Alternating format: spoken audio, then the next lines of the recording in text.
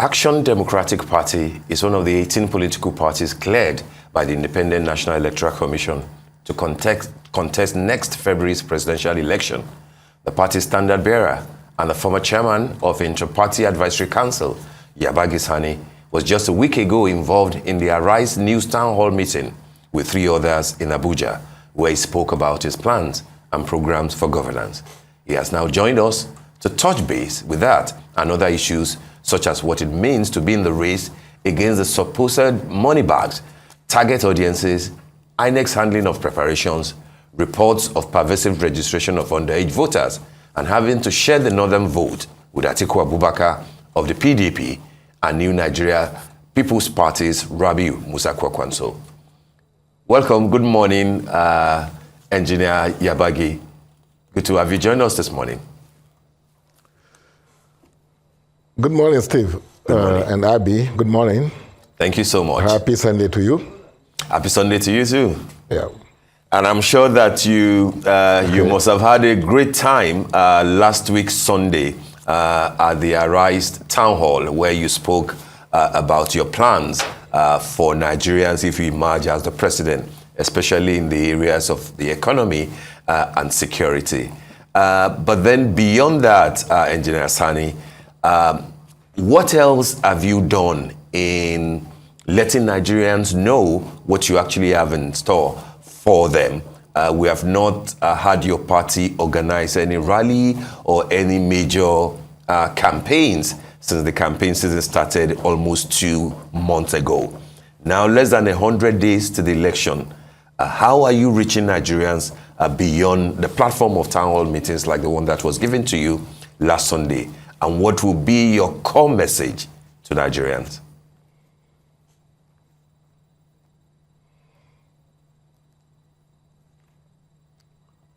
Thank you, Steve.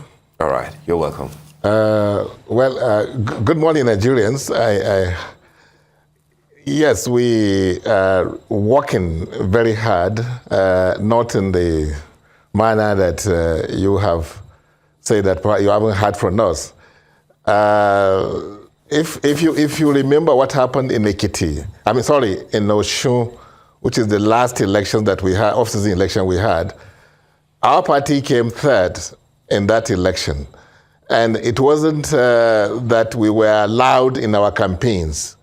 We believe more in one-on-one, discussions with key stakeholders, in the polity, and that is why you are yet to hear the loud campaigns, which definitely will come.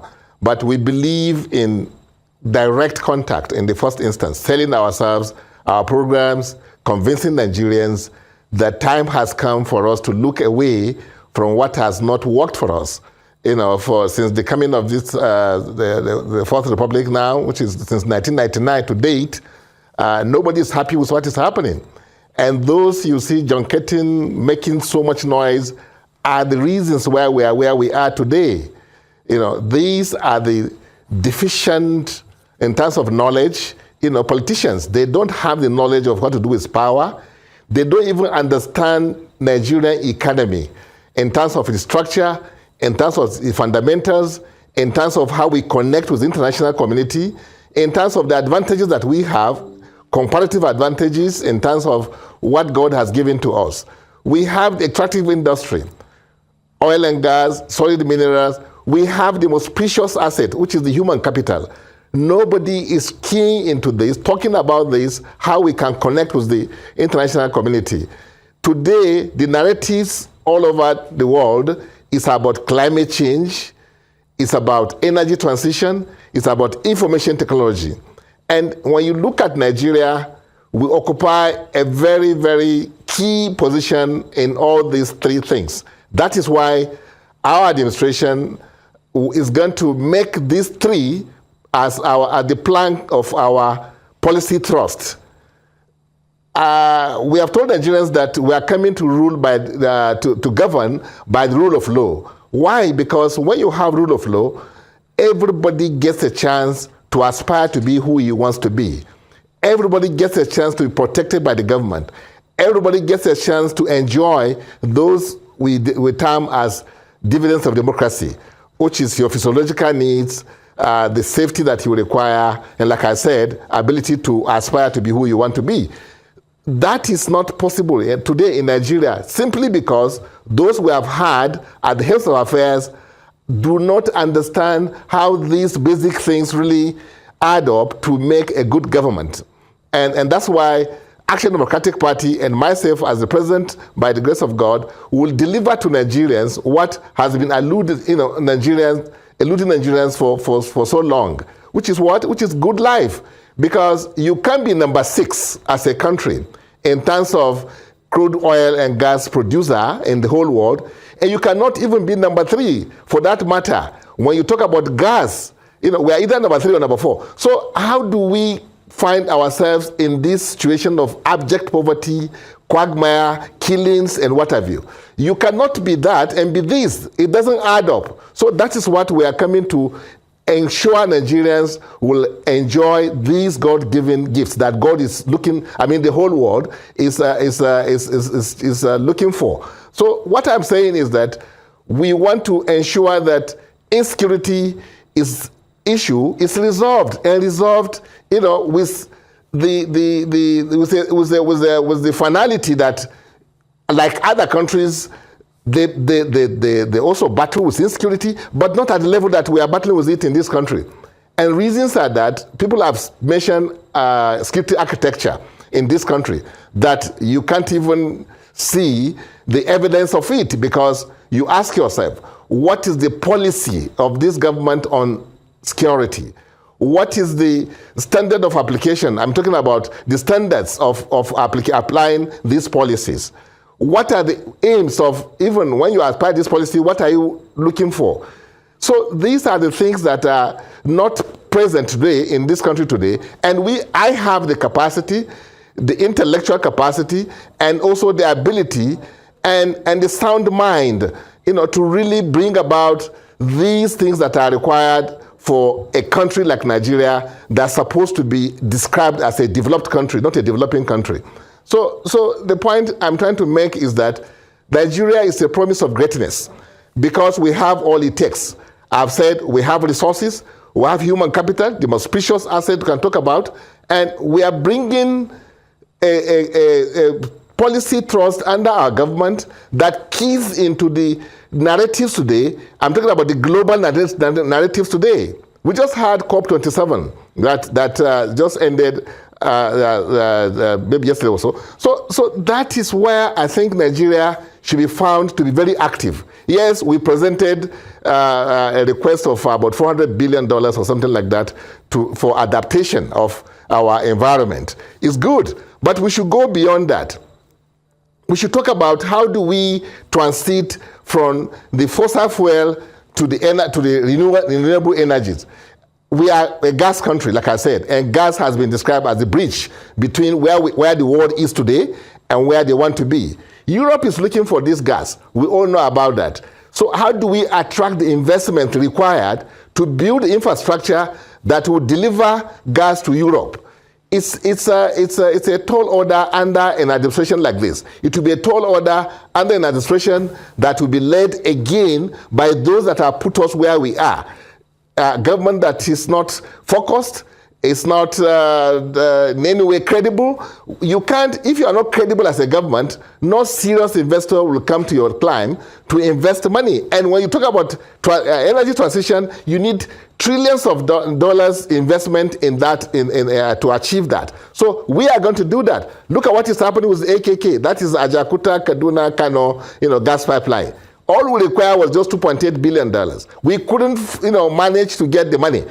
Chinese, I understand they are having to think about the $1 billion that the projects are going to bring. So, but we look at us, we're losing $5 billion every year, according to 90 reports. And nobody has done anything. Who has been brought to book? Who is stealing this money? Even when officially it came out that 80% of our crude oil is being stolen, what has been done other than chasing shadow? Moving the officers of NNPC to the swamps and what have you, and come back, and then after that, what has happened? How could it be that a whole vessel will leave this country and will not be captured until when it got to Guinea? And it is then that our officers are now running letters, the military people, that, okay, we have gotten the... How did it escape? Nobody's asking the question. Those who are in charge of security at that time should be the ones that should be facing the courts, not the people that... I'm not saying that I should let those ones go, but the culprits are the ones that allowed that big vessel to leave. And what happened to the content of the vessel? You know, so these are questions that you must ask yourself about this country, and believe that people like me should be, you know, the president of this country. I'll tell you, my background, I studied industrial management engineering, and that discipline is the discipline that leads all the advanced disciplines in engineering. What I'm trying to say is that you need somebody with knowledge, with analytical mind, to be able to govern this country properly, to deliver for this country what has been promised us. As an industrial management engineering, I have the knowledge in terms of background technically, you know, to be able to coordinate all the other aspects of engineering, which is very important in the 21st century economy. You know, you have to talk about science. How do you apply science? I have the educational knowledge from Columbia University that I can use to really harness all the potentials available to us in terms of human capital, in terms of governance. So I have given this government, I'm talking about the present government, ideas on how to stop crude oil theft. They tried it only for some few months. And then we discovered about 9.6 million barrels of crude oil was about to be stolen by my system. And then in the next few months, they stopped the system. I don't know why. And it is the government that wants to fight, you know, corruption. So similarly, I'm talking about issues that are bedeviling our economy. Crude oil theft is one of them.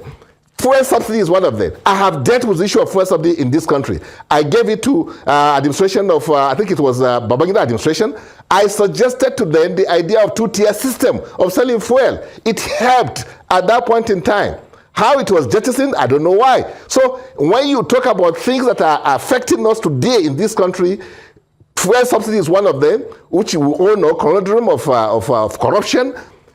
Theft is one of them, crude oil theft is one of them. I have given ideas. Even the PIA that was passed, I have said time with that number, that is the biggest swindle against this country. I'm talking about the Petroleum Industry Act, and I can prove it if you allow me to. It is the biggest swindle against Nigeria. Otherwise, a whole tanker will not be leaving us, and nobody is able to check it. Otherwise, they will not be importing foul fuel that will damage people's car, set our economy back in so many years, and nobody is brought before the law. So these are issues that we must address. Okay, sorry to have to cut you short. Just to be specific, I mean, you've given us a broad canvas of the things that you would like to do, the ideas that you have given to government. But on the PIA, can you be a bit specific as to the sort of swindle that you refer to? Is it like you are dissatisfied with that document as an act, or you will have wanted a different approach as to implementation? PIA presupposes that you are bringing a system that will introduce accountability, transparency, and good governance. That is one of the main objectives of that piece of legislation. But when the legislation was passed at the Senate, I had cause, because a day before that was passed, I asked the senator, I said, please check section so of that bill. There is something there that I know somebody a clique want to smuggle into that bill, and it will be inimical to the interests of this country. And what is it? A situation where you now ouster other ministries that are checking oil and gas sector business will mean that you want to make the sector to become more opaque than before. And when the senator checked, he came back to me, he said, yes, that clause is still there. And I said, please, somebody should stand up and tell the Senate that this is not in the interest of this country. It happened. Some senators stood up at the plenary and called the attention of the Senate to that particular clause, which ousters other ministries that are supposed to be checking what the oil and gas sector is doing. You can never have a situation where one ministry will start a business and end it without another agency of government checking it. That's the principles of civil service. So how could it be? such an important bill that's supposed to introduce accountability and transparency in this country, and then you will now go and then introduce something that you know will make the industry to become more opaque than before, if not because you want to steal more. And that is what is happening today. They are stealing more than ever before. Where is the investment that we are promised that if the PIA is introduced, people will be coming to invest in the oil and gas sector? Where are they? They are running away instead. You know, they are moving their assets to other clients. So that bill, if we come to power, believe you me, we'll revisit it. And we'll make sure we make it to serve the interests of this country. All very cogent points and concerns that you've raised so far. But let's return to insecurity for a few minutes. Of course, you touched on this during the recently concluded town hall meeting. But can we get from you more specifically what your elaborate plan would be if you had to tackle it? What would you do differently from what we've seen in the current dispensations? How do you intend to go about this in specific terms? Well, in a broad sense, and if you want, in specific sense, is that we will ensure that discipline, because the service must be disciplined in the first instance before they can fight any war at all. You know, and what we have seen today is that the service we have is not disciplined. You know, you see that commander-in-chief is not applying the rules as he's supposed to, available to him, by punishing people and let it be known that somebody has been punished, and by promoting those that have done something wonderfully well, for them to be promoted, that is not seen yet. You know, so this is why we are where we are today. Discipline is it. You know, to give people sense of responsibility and incentive is also very important in the service. So what our administration will do is to ensure that everybody is accountable for wherever you are assigned to. We will also embark on training and retraining. We will engage in community, sensitization. That is bringing the community into the security outfit so that information will get to the military. So those who are getting in intelligence quickly and with dispatch, action will be taken. We will make sure that we arm, that is, we equip, the service as effectively as we can be. And we will not condone corruption, which is so endemic today in the service. You will hear, I was just reading somewhere that even the bill, the 2023 budget, that there are some insertions in the military, from the budget that came from the security. Why should that happen? So it is the corruption that is eating deep, that is the bane of our security problems. And until we solve the issue of corruption, we may not be able to solve that problem. Like I always said, insecurity in this country, believe you me, is man-made. We can fight it. We are not so human as Nigerians. But in any situation at all, if you allow people to have their freedom to do whatever they like, they will take advantage of it. That's what you have in this country. So security, look at our soldiers. When you take them to another climb, they are excellent. They achieve laurels. They are commended by everybody. Everybody's commending them. Why is it not happening here? So it's man-made. It's about governance. It's about being hand-on, on the issue of security and the issue of economy. So we are going to do that. It's not, it's not an issue that is beyond any sound mind at all. Yeah, but what specifically will you do differently from what a general and a former head of state who now has the opportunity as the president, to be doing? What will you do differently from what General Buhari, is doing? You're not a military man. You're an engineer. He's a military man, but then we can still see the struggle in terms of insecurity. I told you my background of engineering is the one that see the bush and all the trees. So I'll see the security, the environment as entirely, and I will see every general, every actor in that field, and I will deal with them in the manner that I should deal with them. That is lacking today. President Buhari is so unlucky to have people that do not share in his passion, do not really demonstrate that they are with him in what he's trying to do in securing this country. If they were, believe you me, he doesn't have to do as much as he's doing. So anybody, any president at all, believe you me, if you're commander-in-chief, you will be able to exercise those powers in terms of discipline, in terms of equipping, in terms of being engaged with anybody that is supposed to do what he's supposed to do, in terms of feedback. If I give you assignment, you don't succeed, of course, I show you the way out. because if I don't, I'm risking the entire safety and security and national security, in that sense. No country does what we are doing, in terms of security. It is what you treat with the highest sense of responsibility and seriousness. That is yet to be demonstrated in our security architecture today. And that squarely is to Mr. President. And I pity him because he put people that he thinks are with him, but it has appeared that they are not with him. He should revisit what he has. Well, time is not there, but time can be there. I mean, look at what he's doing in the economy. I think he can do the same thing in the security too, in order to ensure that we have some quick, fix, in the situation that we have today. As the Commander-in-Chief, believe you me, I will use those apparatus available to me, which is the men and women that are there, and then also engage the international community, because security in Nigeria affects insecurity everywhere in the world. So they are also interested. I will key in with them, effectively, especially the neighboring countries. People think that if you give aid or something to the neighboring countries, you are waste. No. It's not a waste of money. It's like you. If you are a rich man, living amongst the poor people, you are not secured. So for you to be secured is to ensure that the poor people around you also enjoy some part of what you have. That's what Nigeria is going to do. That's what America is doing. That's what Europe is doing. They don't just overlook what is happening around them, or they don't just stay aloof. Why do they have NATO? Why do they have all these unions? So Nigeria is supposed to play big in those environments. We are not pulling our weight, and that is why. All right, Engineer Sani, let's look at some immediate concerns. Of course, we have the new electoral process going to be in a couple of months. We're pretty much very close to it.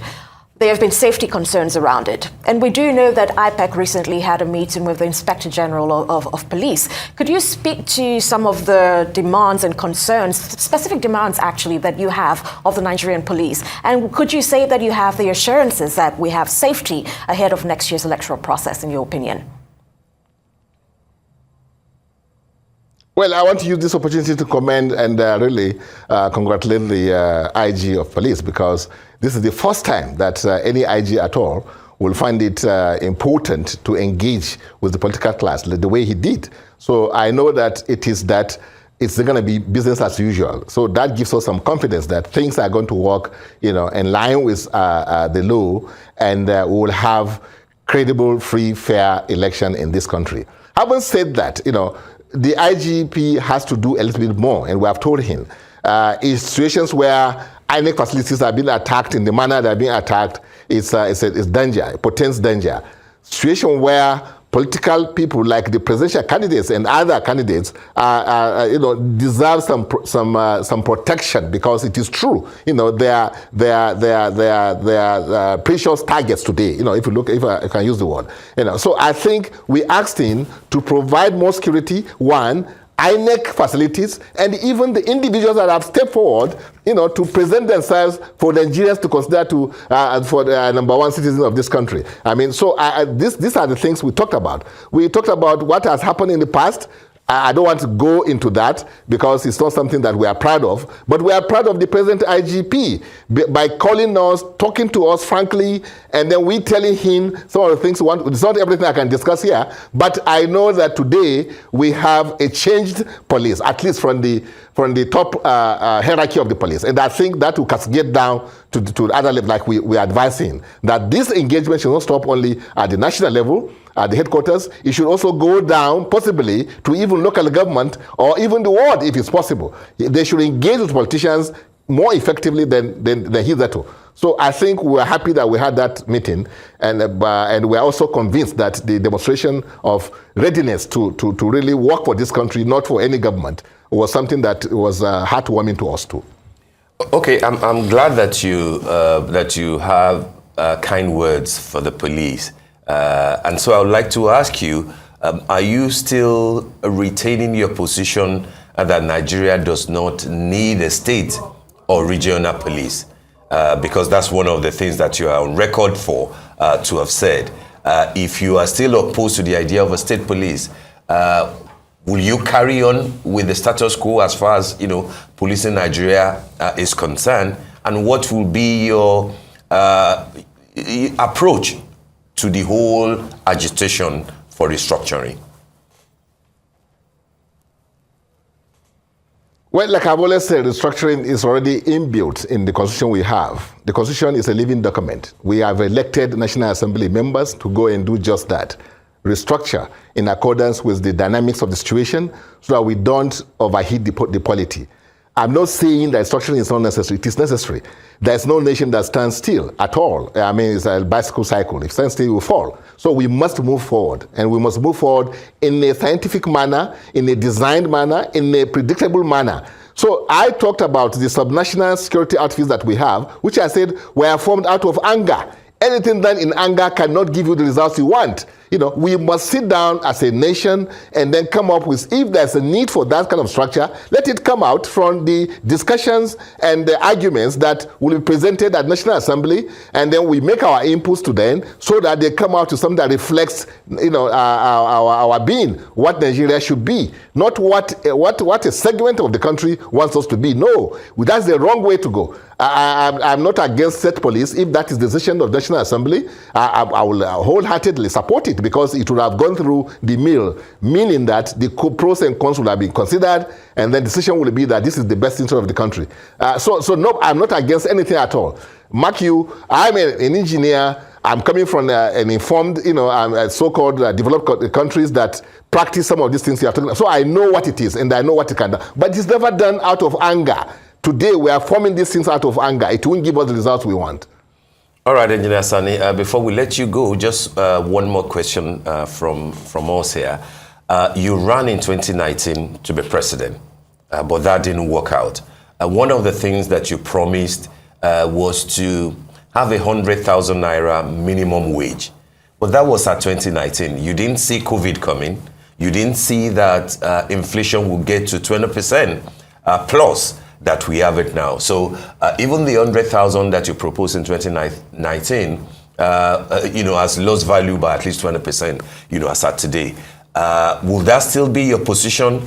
And then in clear terms, do you see a pathway for your presidency, given the fact that you have in the north, where you also come from, you know, a formidable candidate in Atiku Abubakar of the PDP and Rabi Musa Kwakwanso of the NNPP. The bulk of the votes that will determine who becomes president in February next year will come from northern Nigeria. What are your chances?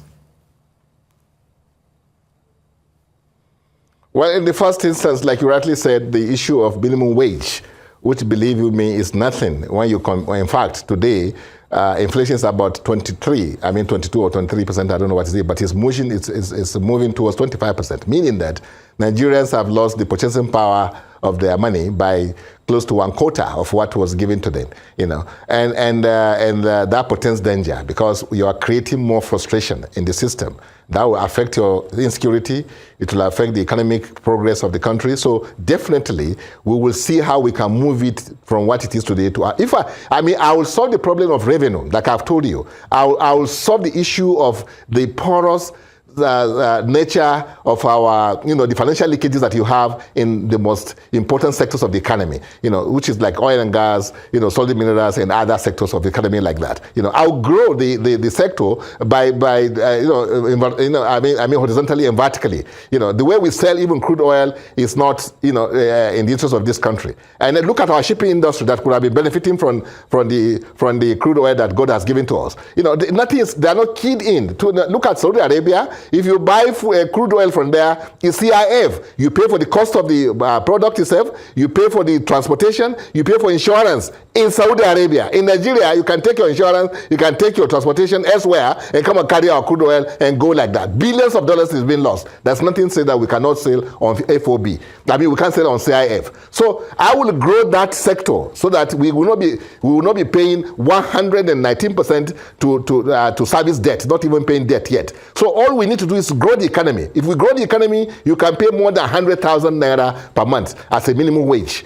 You know, so that is possible. It's doable. It is a situation that is already there. What is standing between us and that is leadership. And I have the knowledge. I know what I can do to make sure that we earn as much as possible from that sector. So many untapped areas are there in that sector today. Because of corruption, they can't look into those areas. I will look into it and bring it for the benefit of this country. Then you talk about the issue of our chances in the north. No, I don't look Nigeria from the prism of north. I look at Nigeria from Nigeria perspective. That's I've spoken against people who look at ethnicity as their world, at the ethnic group as their world, instead of Nigeria as their world. I look at Nigeria as my world. So I think Nigeria. I don't think north. So the issue is that you may have Konkoso, you may have Atiku, you may have Tinubu, you may have Obi. That is not my problem. My problem is that, like I told you, in Osun State we did it, and in Nigeria we have mastered that what we did in Osun when we came third. That you'll be surprised what will happen. Believe you me. We have so much time, even as it is today, because politics one day is more than enough to change the scenario. Nigerians are waking up already. They know the futility of going the way they are going. They know that this is danger. But it's like an accident waiting to happen if you allow any of these people to really assume the leadership of this country, because they have nothing to offer. It's not that they don't want to offer. They don't have it. You can't give what you don't have. I have. I've proved it.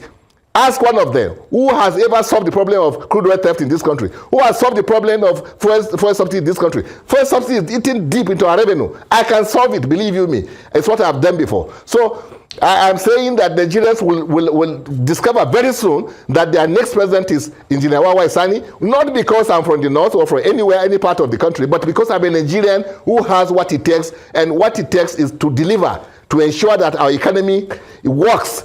The whole world recognizes the role Nigeria plays in terms of economic arena. And we play big. It's not that we are being dwarfed by incompetence in governance. That will not be there anymore. All right, Engineer Yabagi. Believe you me, come 2023. All right, Engineer Yabagi Sani, presidential candidate of the Action Democratic Party. Thank you so much for joining us on the morning show today, and we wish you the very best. Thank you.